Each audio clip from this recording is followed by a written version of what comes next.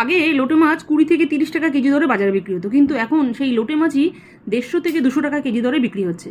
আর এই লোটে মাছ যেভাবেই রান্না করি না কেন তাতে খেতে দুর্দান্ত লাগে। আজ বানাবো লোটের ঝুড়ি। প্রথমে লোটে মাছগুলোকে গোটা গোটা রেখে কেটে নিলাম।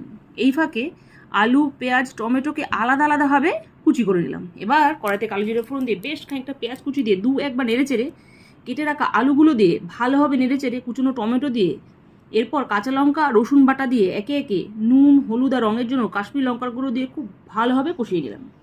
কষাতে কষাতে মশলা থেকে তেল ছেড়ে এলে এবার গোটা লোটে মাছগুলোকে পরপর ওই ভাজা মশলার উপর খুব সাবধানে সাজিয়ে দিয়ে চাপা দিয়ে দিলাম। কিছুক্ষণ পর ঢাকা খুলে মাছগুলো প্রায় সেদ্ধ হয়ে গেলে খুব সাবধানে মাঝের কাঁটাগুলোকে আলাদা করে নিলাম। এতে ঝুড়িটা খেতে ভালো হয় আর খাওয়ার সময় না কাটা কাটা লাগে না। এবার গ্যাসের ফ্লেমটা হাই করে মাছ থেকে যা জল বেরোবে তার সবটাই শুকিয়ে নিলাম। এবার ধনেপাতা কুচি করে সবশেষে ওপর দিয়ে ধনেপাতা কুচি দিয়ে আবারও নেড়ে চেড়ে গ্যাস বন্ধ করলে রেডি সুস্বাদু লোটের ঝুড়ি। লোটের ঝুড়ি পুরো রেডি গরম গরম ভাত পাতে যাওয়ার জন্য। বাস এবার দুপুরবেলা গরম গরম ভাতের সাথে লোটের ঝুড়ি নিন, সাথে একটু লেবু চিপে নিন।